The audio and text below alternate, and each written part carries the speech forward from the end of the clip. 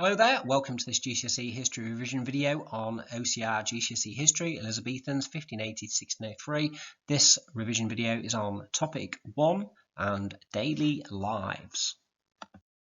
So in this revision video, we're going to look at the nature and dynamics of Elizabethan society and the daily lives topic. And we're going to look at the contrasting lives of rich, middling and poor Elizabethans. We're going to look at family life, husbands and wives, parents and children, wider kinship. We're going to talk about poverty, the causes of poverty, Elizabethan explanations for it, and then responses to it, including the Elizabethan Poor Law. So without further ado, let's go. Just a reminder here about how you'll be assessed and how you might approach each of the different exam questions. So you'll do 4 questions on the Elizabethan's exam, 6A and 6B, which focus on historical interpretations. Question 7, where you look at 2 different interpretations and think about how far they differ and crucially why they differ. And then the 20-mark question, where you'll be given a historical viewpoint and you need to be able to explain how far you agree with that view. And your reminder that you need 4 key arguments there, including a degree of balance, and then you'll finish up with a conclusion, which we call the clinching argument. So the first thing to think about when you're looking at daily lives is to understand the idea of the great chain of being. Now, during the 16th century, the gap between the rich and poor widened further in Elizabethan society, and your life was dependent on where you were in the great chain of being. So right at the top, with her God-given power, was the Queen. Underneath that, you've got the nobility, the dukes, the earls and the lords, the great kind of families that owned huge areas of land. Below that, you've got the gentry. They could be knights, lawyers, or they could be people that have become sort of newly wealthy, like people like Bess of Hardwick, for example. Below that, you've got the merchants who lived in towns, became wealthy through trade. Below that, you've got the yeomen and the tenant farmers, the husbandmen. The yeoman farmers owned their land, and tenants would rent, but they would be a little bit more prosperous than those below them. And then below that, you've got the craftspeople, the labourers, the sort of peasants and the servants, which is the vast majority of people in Elizabethan society. And right at the bottom, you've actually got people that are really very poor during this time period and resort to begging, sometimes known as vagabonds. So we're going to look at the differences between the lives of the rich, the more middling sort, and the poor Elizabethans. So you've got some pictures there that really show that difference of lives quite starkly. So you've got Montacute House there in Somerset, which was owned by Edward Phelps. So huge Elizabethan prodigy house, very, very grand, huge amount of money, very, very expensive. Then you've got a more middling person's house, like a yeoman farmer's house there, which might have sort of between 5 and 10 rooms. You quite decent standard of living here. And then you've got a labourer's house, which is really very, very simple, maybe only 1 or 2 rooms, no windows, for example, so very dark, bare floor, for example, few possessions, few items of furniture, etc. So when we're looking at these 3 different groups, you need to be able to think about houses and possessions, food, and any other aspects to find out about the differences. And in terms of the second order concept, we're looking a lot about similarity and difference here. Now, if you're one of the rich in Elizabethan times, then you showed off your wealth primarily through your house. Now, let's have a look at Hardwick Hall or Hardwick House, which is a great example of what we might call an Elizabethan prodigy house. And you can see sort of a cutaway here of some of the different kind of key features. Elaborate plasterwork, for example, great high chambers, large glass windows, for example. You've got the famous sort of room on the top floor, which is known as the Long Gallery, which is often used for entertaining guests or when to exercise, for example. So these Elizabethan houses were really elaborate. In terms of Bess of Hardwick's home, she had tapestry using silk or metal thread on the walls, fashionable French furniture, large collection of Turkish carpets. So this was one of the ways in which they showed off their wealth. And obviously there's a huge contrast between homes like this and the houses of the middling sort and the poor people in Elizabethan society. This is another good example here. This is Lord Burleigh's home. William Cecil, who was Secretary of State for large parts of Elizabeth's rule, he built Burleigh House, which is not far from where he grew up in Stamford, Lincolnshire, between 1555 and 1587. So again, a huge, grand home, absolutely massive. It would have cost lots and lots of money. There's a great, huge statement. And then another great example is Montacute House. We can see here Montacute House in Somerset, completed by 1598 by Sir Edward Phelps, who was an Elizabethan lawyer and politician as well. And if you actually looked at this house from above, it would be in an E shape, and again, that's a nod to Elizabeth as monarch as well. So what was life like for the rich people in society, the gentry? Well, their lives in terms of their houses had gardens, orchards, estate farms, their huge prodigy houses showed off their wealth. And you've got the examples there that we've just looked at. In terms of food, they had a rich and varied diet. They would often eat feasts. Feasts would include all sorts of different types of meat like beef, pork, venison, goose, swan, pheasant, a wide range of small birds. They would eat fish courses of salmon, eel, cod, pickled herring, pike. Now, pike at the time, this type of fish, cost 30 times the daily wage of an Elizabethan labourer. Guests would drink wine imported from France or Italy. Some even built banqueting houses in their gardens. So the huge wealth, around 2% of the population were gentlemen, but they owned about half of the land in Elizabethan England. And they earned money from renting the land out, so they did not do manual work. Now, in terms of land ownership, the gentry had huge amounts of political power. Many were justices of the peace, where they enforced the Queen's law. Many were members of Parliament and helped Elizabeth govern.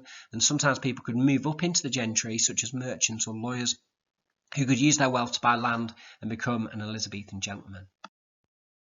Now, the middling sort led comfortable lives, but were less wealthy and powerful as the gentry. In the towns, the middling sort were people like tradesmen and craftsmen who owned their own businesses.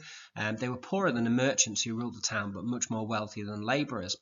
In the countryside, the middling sort were yeomen or husbandmen who farmed some land of their own. They were nowhere near as wealthy as the gentry, but much more comfortable than the labouring poor. So what was life like for the middling sort? Well, let's have a look at a yeoman's house. So you can see there an example of the yeoman's house had between 5 and 10 rooms, separated into upstairs and downstairs. There were sometimes service buildings like a bakehouse, dairy or brew house. They were either attached to the home itself or just set apart from the home. Now, the parlour was a living and sleeping room with feather mattresses and linen sheets. Children and servants slept upstairs. Chimneys, ceilings and glass windows were new home comforts that were affordable to the middling sort. The middling sort may have had 1 or 2 female servants to prepare food, but generally the yeoman's wife would do much of the work herself. The middling sort ate well, but there was less ceremony than in gentry homes, so they don't have the big feast, for example. They had some meat, such as beef, mutton and pork, which would have been reared on their own land. Bread was an important part of their diet, so yeoman bread was made of wheat flour with some bran left in it. Yeoman farmers had gardens and orchards to provide fruit and vegetables, but they could not afford the exotic vegetables or fruits and nuts like the gentry did, and they drank beer and mead rather than sort of exotic wines imported from France or Italy.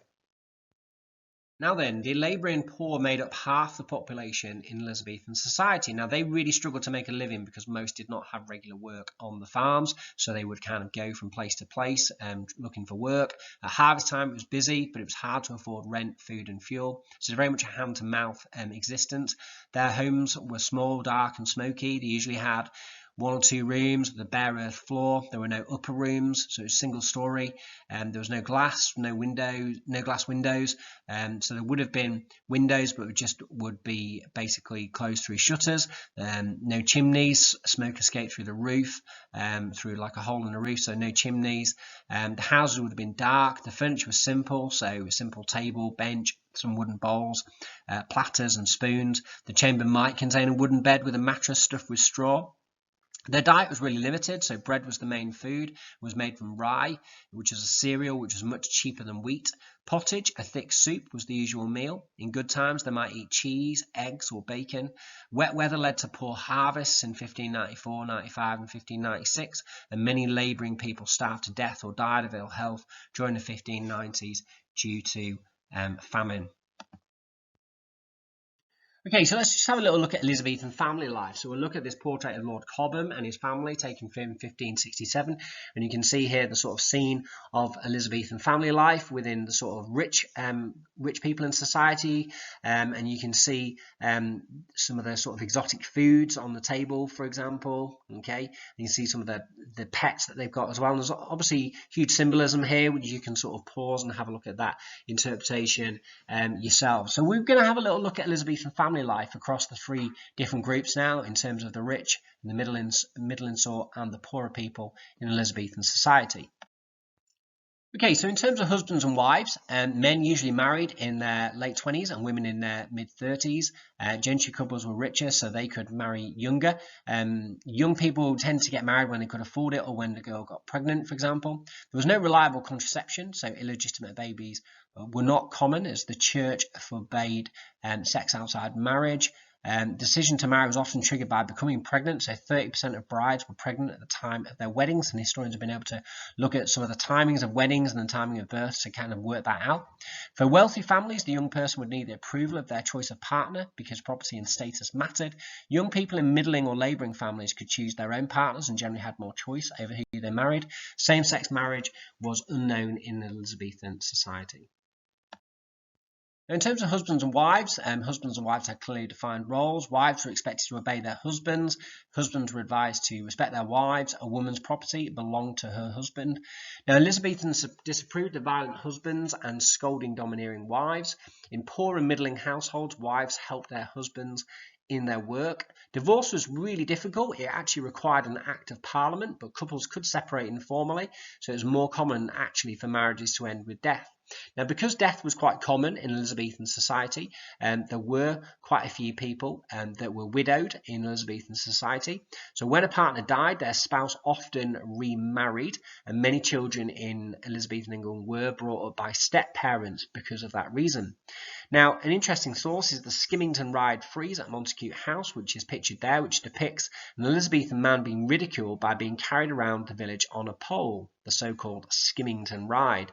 On the left, an Elizabethan wife beats her husband with a shoe because he's been drinking beer whilst looking after the baby. So that gives us a nice little insight into Elizabethan family life.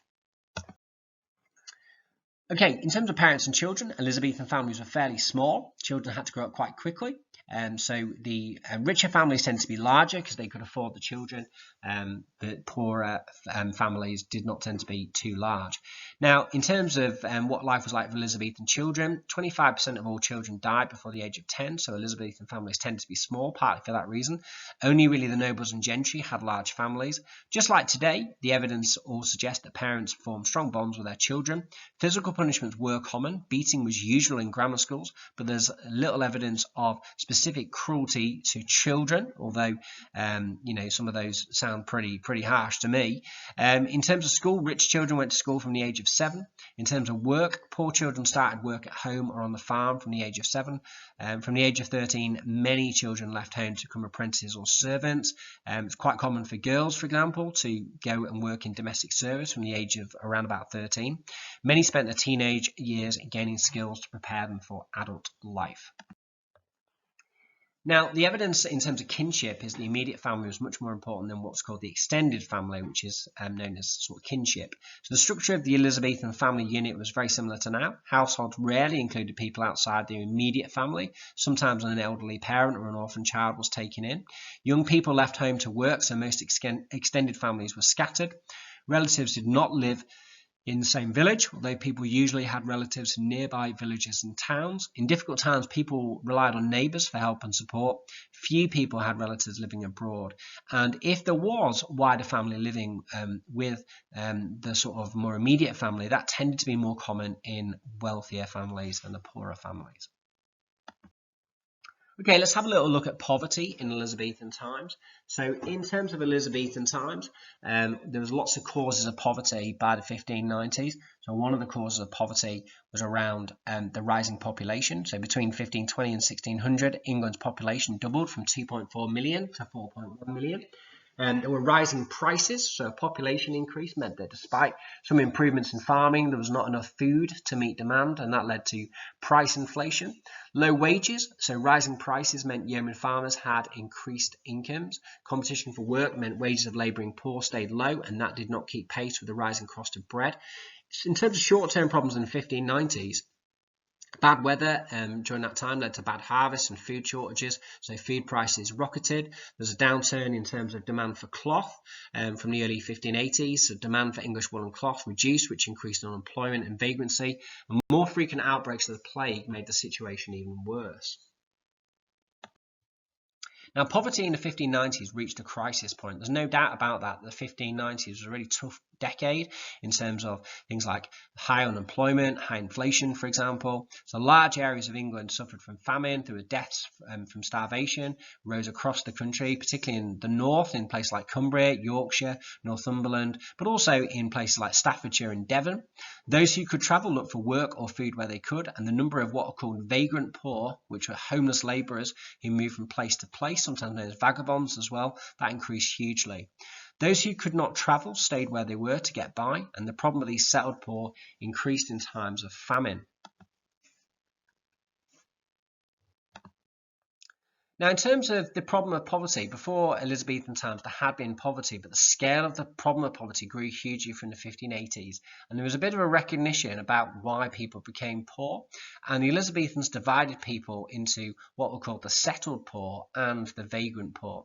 Now, the settled poor were people living in poverty in towns, in a rented room, sometimes received alms or living in almshouses, and in some places this made up to 30% of the population.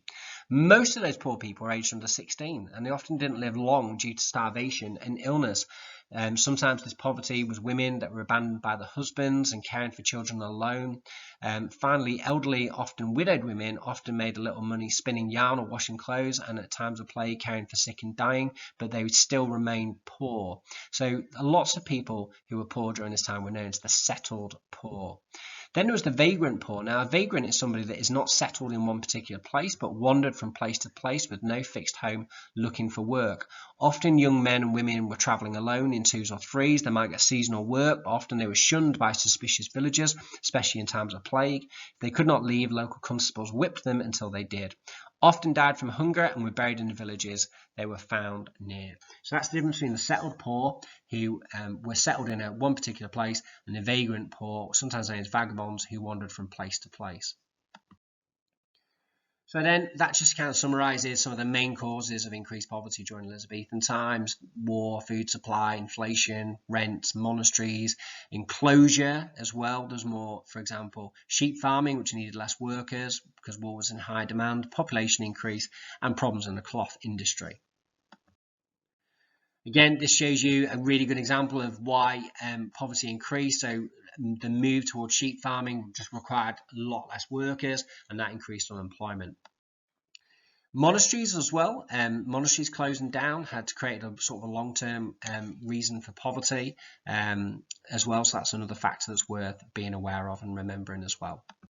So in terms of dealing with the problem of poverty, Elizabethans tended to categorise the poor to show how seriously the threat of civil disorder was taken, and a clear distinction was drawn between the different types of poor people and the treatment they received. So impotent poor were individuals or families who found themselves unable to work because of age or illness, and those poor were sometimes known as the deserving poor. They were seen as deserving of help. Able-bodied poor were individuals or families who found themselves without work but wanted to find it, and vagabonds were individuals or families who chose not to work and wandered around towns avoiding it, and these poor people were seen as undeserving of help. Now, it's fair to say that as Elizabethan times progressed, people became more sympathetic to the idea of poverty. In 1566, Thomas Harmon had published a book warning people about different types of beggars, and had categorised beggars into people like the Abraham man, who walked around half naked, pretending to be mad, or the Clapperdogeon, who was someone who pretended to be wounded, and the book was really popular. But those attitudes started to kind of reduce towards the end of Elizabeth's rule, particularly in the 1590s, when there was a lot of poverty around. So during Elizabeth's rule, there were quite a few changes leading up to the Elizabethan Poor Law. So some important things to know about are the 1572 Vagabonds Act. Now, the vagabonds is another word for a beggar. Vagabonds older than 14 were whipped and had a hole drilled through each ear as a mark of shame. They were imprisoned if arrested again for vagrancy, and for a third offence they got the death penalty as long as they're over 18. The Act, though, also introduced a national poor rate to provide support, including money and work for what were called the impotent poor, those people that couldn't help being poor, like older people or people who were injured or ill. JPs had to keep a register, that's Justices of the Peace, had to keep a register of the poor, and were told to find work for the poor. So we've got kind of like harsh measures for people that are seen as undeserving poor, and a little bit of help for people that are seen as the deserving poor. So there's some information about those people. Children of beggars could be put in domestic service, and from 1589 people weren't allowed to offer vagabonds shelter, and they would be fined if they did. Now, lots of the changes and new ideas about how to tackle poverty came initially from local areas. So in 1588, York is a good local case study. So by 1588 in York, York's gentry and middling sort had to pay a poor rate to help the poor. Viewers were appointed to make lists of all the poor and place them in the categories. People who were old, lame and impotent were given 3 halfpence a day to prevent begging.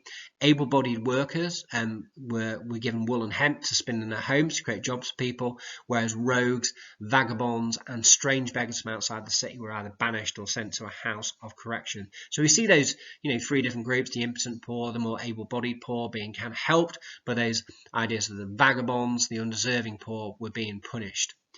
And that kind of idea are seen in the Elizabethan Poor Law of 1601, where justices of the peace were appointed overseers to collect money for supporting the poor. Church wardens helped with this, and that was known as poor relief. Begging was forbidden. Vagrants were whipped and sent to where they came from. Almshouses were places for able-bodied poor to live and work, and anyone refusing to work was sent to a house of correction or a jail. So just to summarise the importance of the Elizabethan Poor Law, it brought together all the laws previously passed. The laws became known as the Elizabethan Poor Law, and the law said that everyone had to pay a local tax to fund the poor. People refused to pay could be fined or imprisoned. The local tax would pay towards parish officials, setting up of workhouses and paying relief to the deserving poor.